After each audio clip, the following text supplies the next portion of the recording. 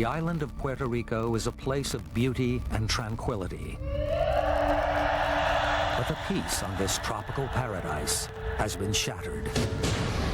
The result of an alarming number of attacks on livestock that roams the countryside.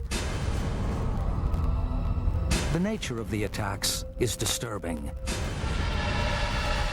The unfortunate animals drained of blood.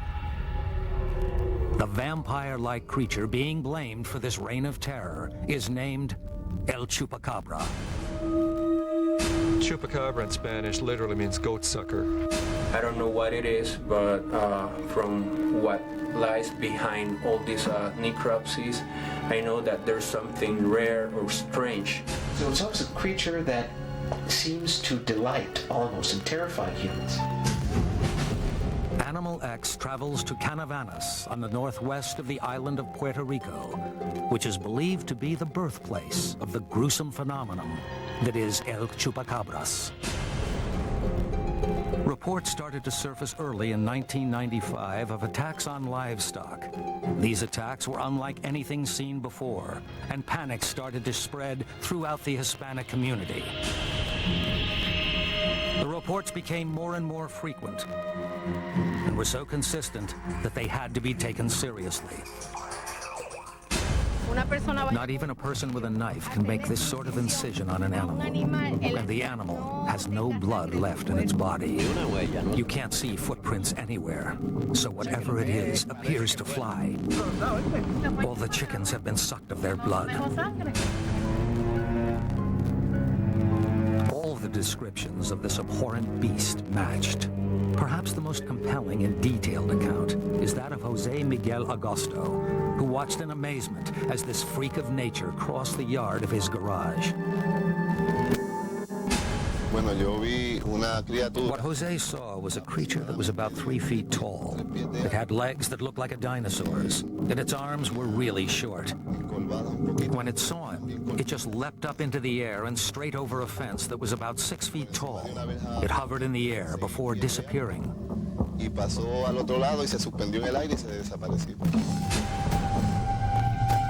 The physical evidence that El Chupacabra leaves in its wake is the clearest indication that there is something out there that no one can explain.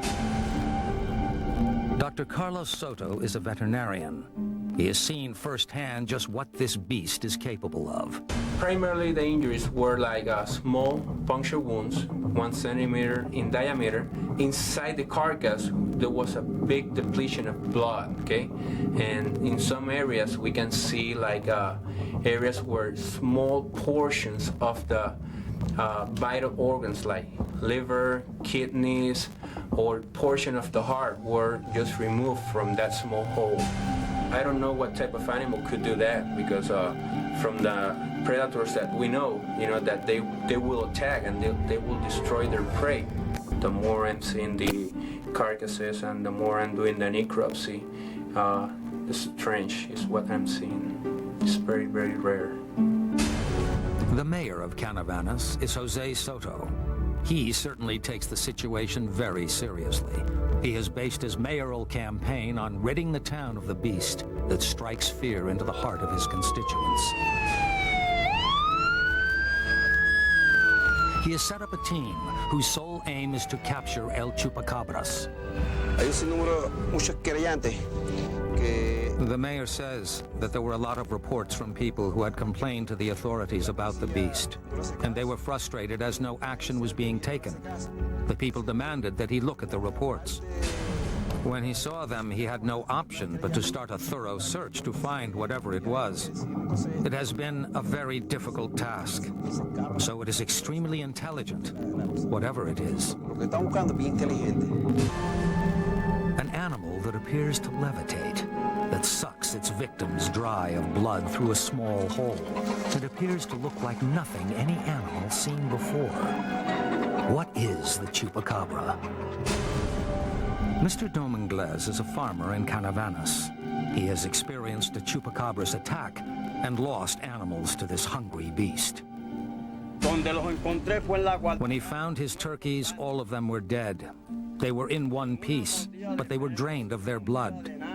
Mr. Domingles believes that the Chupacabra is the result of an experiment that the Americans have done. Porque no va a hacer cosas que hoy haga una pintura. Are we dealing with the work of a real-life Dr. Moreau?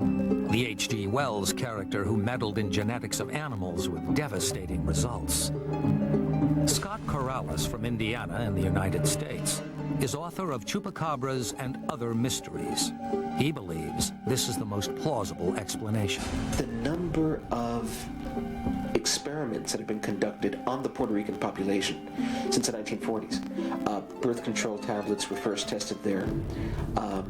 Agent Orange was first tested in El Yunque. In fact, there are certain parts of the rainforest that are still fenced off many years later. Radiation has been tested in El Yunque. Could we be dealing with something that is a genetic experiment, something that's a hybrid escape from a laboratory somewhere? Chad Dietgen, a Canadian researcher, and Linda Howe, an investigative journalist from America, have both been to Puerto Rico to investigate the phenomenon. Very few wild animals left, especially large. Really, dogs are one of the few that could be responsible for these attacks. And I'm sure some of them were dogs and just misidentified by people. Besides dogs, there was also the possibility of rhesus monkeys, which it was rumored had escaped from an American research facility on one of the islands off Puerto Rico. We don't know what it is. Nobody knows. Are we dealing with something that is non-human in an extraterrestrial category?